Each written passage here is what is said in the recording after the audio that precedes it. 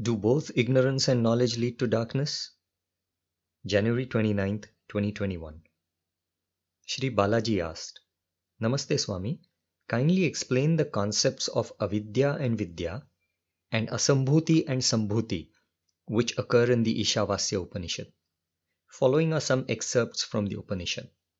Andham tamah pravishanti, and it goes on to saying vidyayam rataha. Similarly, another verse says Andham tamah pravishanti, and it ends by saying sambhutyam rataha. Here in both cases, it is said that those who are engaged in vidya, which is knowledge, and sambhuti, which is the manifest, go into a greater darkness than those engaged in avidya, which is ignorance, and asambhuti, which is the unmanifest. In subsequent hymns, the correct path is also indicated. For example, it is said, Avidyaya mrutyum tirtva vidyaya mrutamashnute. And there's a similar verse, Vinashena mrutyum tirtva sambhutyam mrutamashnute. Could you kindly provide more clarity on this? Sincerely, Balaji. Before we get into the detailed explanation given by Swamiji, let us first have a brief introduction about the Ishavasya Upanishad. Upanishads are the philosophical portions of the Veda. They can be understood to be the final conclusions of the Veda and hence are also called Vedanta. The total number of Upanishads might be several hundred and the exact number is not known. One Upanishad, the Muktikopanishad, lists 108 Upanishads by name. Among these Upanishads, those which were commented upon by Adi Shankara and many other scholars are called the principal Upanishads. There are 10 principal Upanishads. 3 more Upanishads are also considered to be principal Upanishads by some scholars. In any case, all Upanishads and the entire Veda have been revealed by God, so none is greater or lesser than the other. The Ishavasya Upanishad is one of the shortest Upanishads. It forms the final or the 40th chapter of the Shukla Yajurveda. It is a principal Upanishad, and there are 2 recensions or branches of the Shukla Yajurveda which contain this Upanishad. As per the Madhyandina recension, this Upanishad has 17 hymns, while as per the Kanva recension, it has 18 hymns. Hymns or verses from the Veda are called mantras.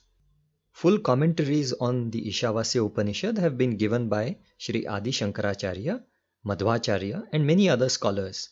However, Ramanujacharya has not commented on this Upanishad. With this brief introduction, let us now get into the main discourse given by Swamiji. Some additional explanations are also given for easier understanding. Confusions and contradictions. The hymns 9 to 14 in the Upanishad are highly confusing and have led to several contradictory interpretations. Due to these 6 hymns, there have been quarrels between the followers of Purva Mimamsa and the followers of Uttara Mimamsa. The philosophy of Purva Mimamsa is the path of blind action because they believe that merely reciting the Veda and performing Vedic rituals leads to supernatural benefits even without understanding the meaning of the Vedic hymns recited. Uttara Mimamsa is also known as Vedanta, and it is the path of knowledge and devotion. Similarly, there were quarrels between people supporting the concept of formless God versus the people who supported the concept of God with a form. Even within the philosophy of Vedanta, there were quarrels among the followers of the 3 divine preachers, namely Shankara, Ramanuja and Madhva. There's a statement in the Upanishad, Iti Shushruma, which means that we have heard this from our ancestors. It means that no conclusion was drawn using sharp logical analysis and common sense. The main reason for the confusion about these hymns is that the meanings fixed for certain words in certain contexts are extended to different contexts. Even though the basic meaning of the word is not disturbed, the applied meaning of the word must be changed to suit different contexts. Let's consider these 6 verses from the Upanishad.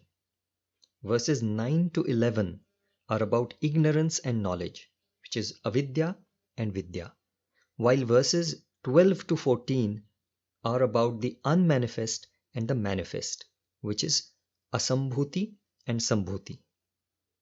Manifest means that which is expressed so that it can be perceived by our senses or the mind. Unmanifest is that which is unexpressed so that it is not perceivable to the senses and the mind. Now there is a common pattern in these verses. Let's see what that pattern is, starting with verses 9 to 11. Verse 9 says that those who follow ignorance enter into blind darkness, and those who enjoy knowledge enter into an even deeper darkness. Verse 10 says that the fruits of ignorance and knowledge are distinct. It says, "So we have heard from our ancestors." Verse 11 says that those who know both as mutually complementary overcome death through ignorance and attain immortality through knowledge. Now verses 12 to 14 follow the same pattern. Verse 12 says that those who follow the unmanifest enter into blind darkness, and those who enjoy the manifest enter into an even deeper darkness. Verse 13 says that the fruits of the unmanifest and the manifest are distinct, so we have heard from our ancestors. Verse 14 says that those who know both as mutually complementary overcome death through the unmanifest and attain immortality through the manifest. This table compares verses 9 to 12 with verses 12 to 14 side by side. On the left we have the verses related to ignorance or avidya and knowledge, which is vidya. They say that ignorance leads to blindness and that knowledge leads to a greater blindness, but that properly understanding both yields the ultimate benefit. On the right, we see the verses saying that the unmanifest or asambhuti leads to blindness and that the manifest, which is sambhuti, leads to an even greater blindness, but that properly understanding both yields the ultimate benefit. From these hymns, we must make an important observation that ignorance and the unmanifested item have been put into one category of blindness, whereas knowledge and the manifested item have been put into another category of blindness. In other words, avidya and asambhuti go together, while vidya and sambhuti go together. Interpreting terms as per the context. Let's now look at the terms whose meaning needs to be interpreted carefully as per the context in order to avoid any confusion. We will see how these hymns, when interpreted in a certain way, lead to blindness, and when interpreted in the proper way, lead to the highest benefit. The first context we are going to see is the context of the mediated and the non-mediated God. Here we see how the unmanifest and ignorance go together, and how the manifest and knowledge go together. Parabrahman is the absolute and non-mediated God who is unimaginable. This unimaginable God can be taken to be the unmanifested God. The mediated God can be taken to be the manifested God. The mediated God is called Hiranyagarbha, who is the first energetic incarnation of God. As per the above observation made by us, the worship of the unimaginable God, which is called Asambhuti Upasana, and ignorance, which is called avidya, stand on one side. This means that since the original God or Parabrahman is unimaginable, one is in total ignorance about that God, or that one can have no knowledge of that God. As per the other observation made by us before, the worship of the mediated God, which is Sambhuti Upasana, and knowledge, which is Vidya, stand together on the other side. This means that the mediated God, which is the energetic or human incarnation, is manifest, and the knowledge of such a mediated God can be clearly known owing to his imaginable and visible nature.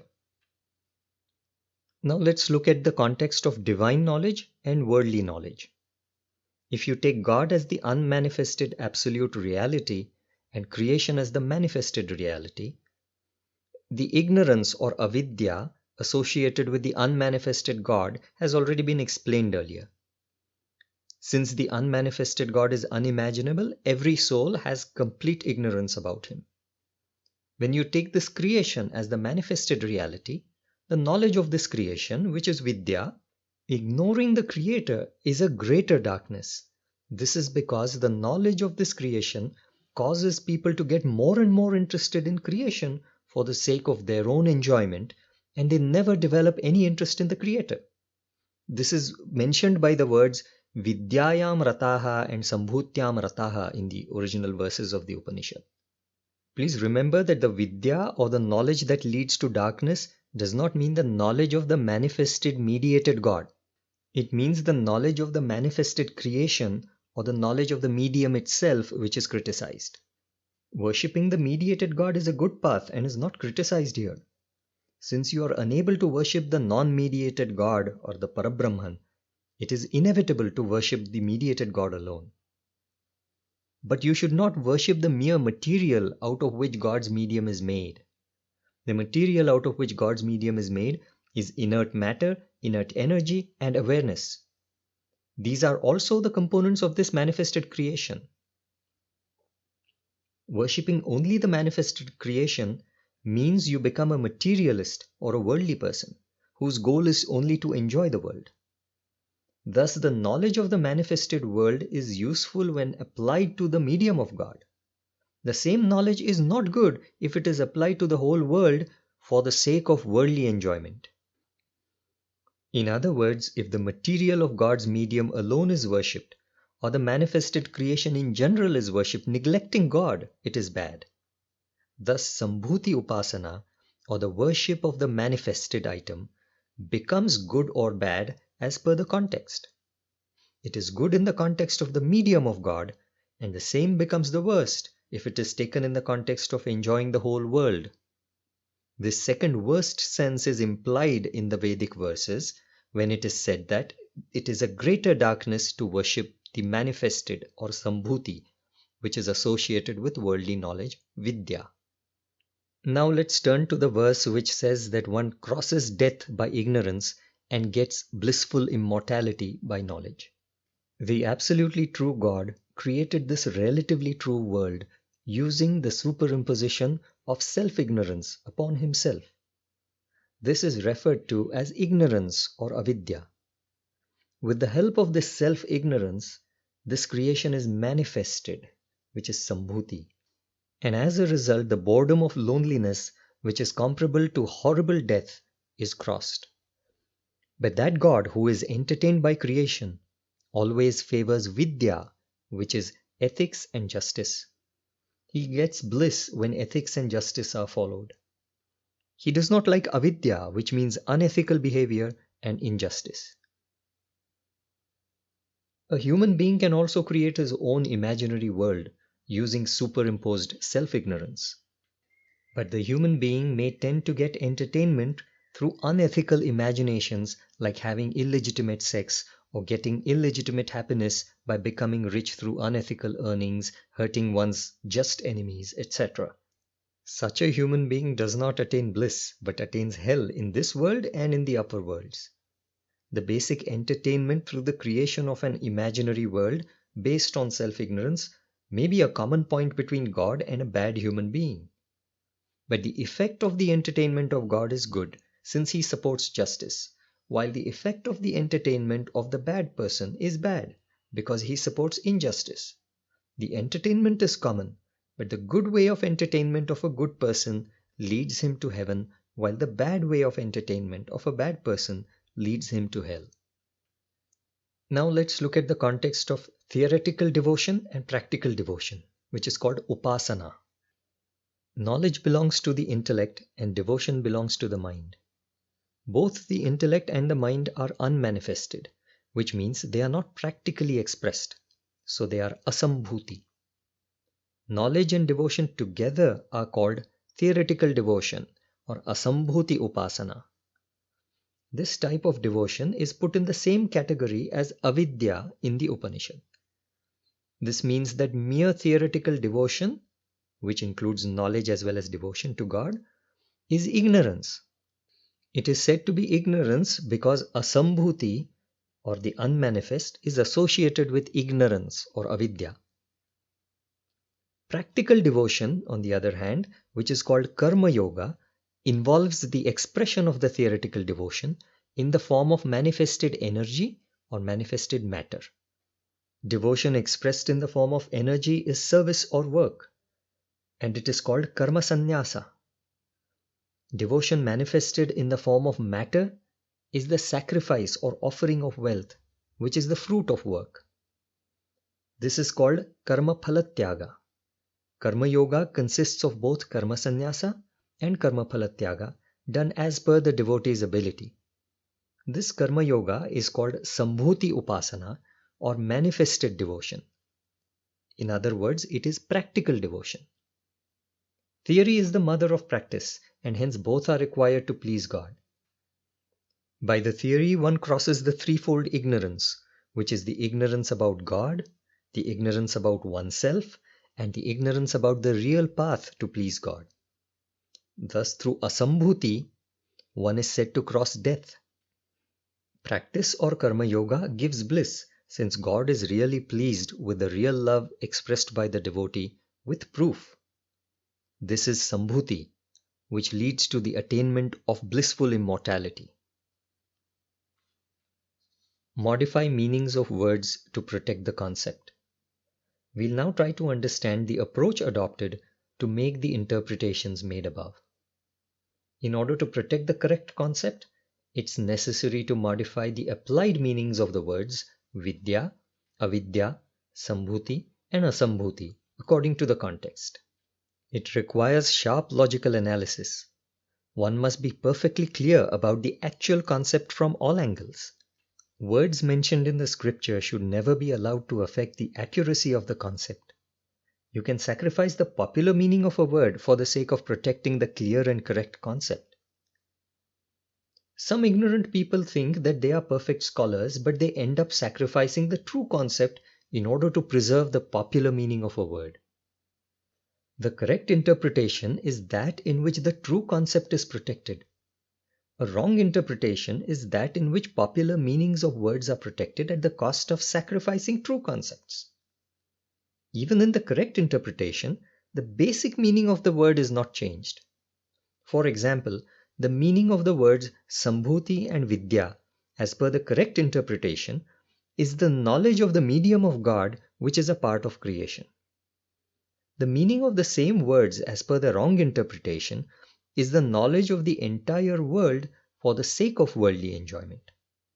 Here the basic meaning of the words is only apparently modified in a quantitative sense. In a qualitative sense, the meanings of the words remain the same. This is because both the medium of God and the rest of the world differ only quantitatively. Qualitatively, both are one and the same. Both are made of the same 5 elements: inert energy and awareness.